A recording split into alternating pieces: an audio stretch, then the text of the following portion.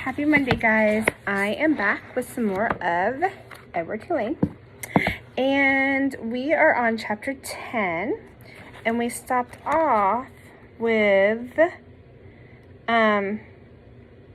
Edward is at Lawrence and Nellie's, and their daughter has come to visit.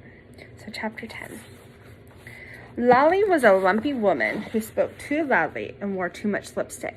She entered the house and immediately spotted Edward sitting on the living room couch. "What's this?" she said. She put down her suitcase and picked Edward up by one foot. She held him upside down. "That's Susanna," said Nellie. "Susanna?" shouted Lolly. She gave Edward a shake. His dress was up over his head and he could see nothing, although he had formed a deep, abiding hatred for Lolly. "Your father found her," said Nellie. "She came up in a net and didn't have any clothes on, so I made her some dresses." "Have you gone skeevy?" shouted Lolly. "Rabbits don't need clothes." "Well," said Nellie, her voice shook. "This one seemed to."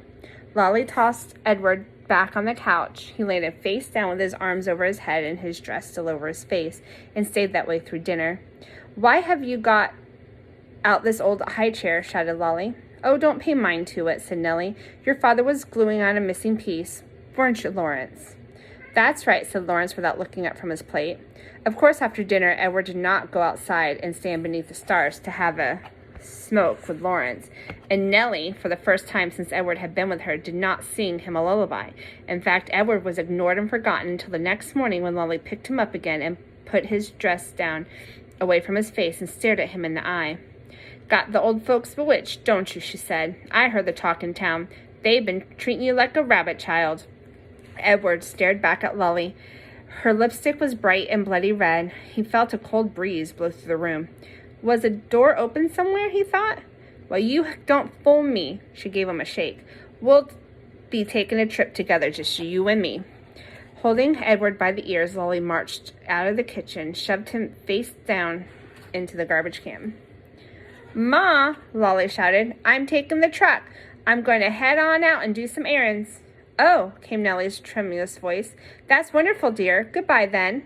"Goodbye," thought Edward as Lolly hauled the garbage can to the truck. "Goodbye," Nellie called again, louder this time. Edward felt a sharp pain somewhere deep inside his china chest. For the first time, his heart called out to him. It said two words: Nellie, Lawrence. Chapter 11. Can I see a picture where he's going to end up? Edward ended up at the dump. He lay on top of orange peels, coffee grounds, rancid bacon, and rubber tires. The first night he was at the top of the garbage heap, and so he was able to look at the stars and find comfort in their lighting. In the morning, a short man came climbing through the trash and rubble. He stopped when he came to the top of the pile. He put his hands under his armpits and flapped his elbows. The man crowed loudly. "Who am I? I'm Ernest. Ernest, king of the world. How can I be king of the world? Because I am king of the garbage, and king of the garbage is what the world is made of. Ha, ha, ha, ha. Therefore, I'm Ernest. Ernest, who's king of the world." He crowed again. Edward was inclined to agree with Ernest's assessment of the world being made of garbage, especially after a second day at the dump, when a load of trash was deposited directly on top of him. He lay there, buried alive. He could not see the sky. He could not see the stars. He could see nothing. Well, except Edward going, what gave him hope was thinking of how he could find Lolly and exact his revenge. He would pick her up by the ears. He would bury her under a mountain of trash, he thought. But after about 40 days and nights had passed, the weight of the smell of the garbage below and above him clouded Edward's thoughts, and soon he gave up thinking about revenge and gave into despair.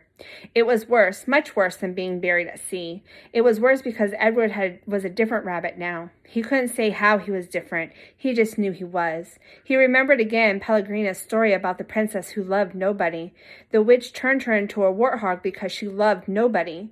He understood that now. He heard Pellegrina say, "You disappoint me." "Why?" he asked her. "Why do I disappoint you?"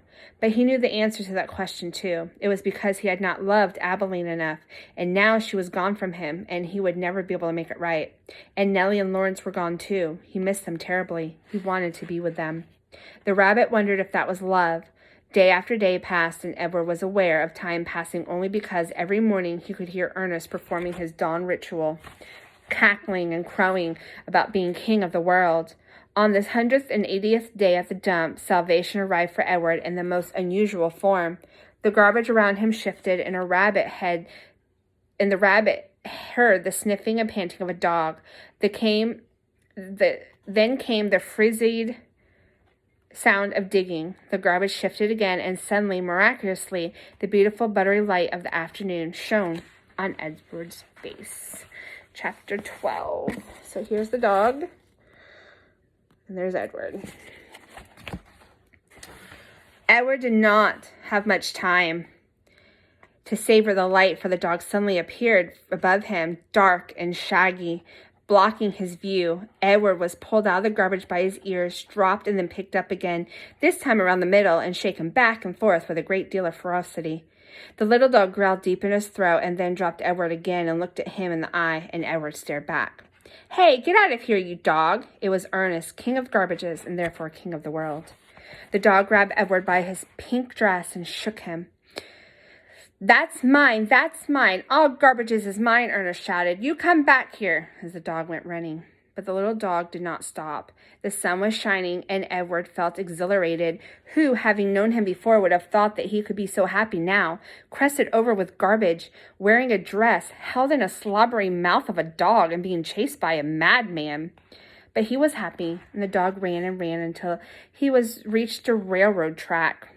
They crossed over the tracks, and therefore underneath a scraggly tree in a circle of bushes, Edward was dropped in front of a large pair of feet.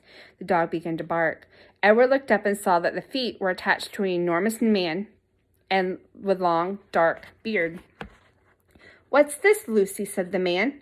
He bent down and picked up Edward. He held him firmly around the middle. "Lucy," said the man, "I know how much you enjoy rabbit pie." Lucy barked.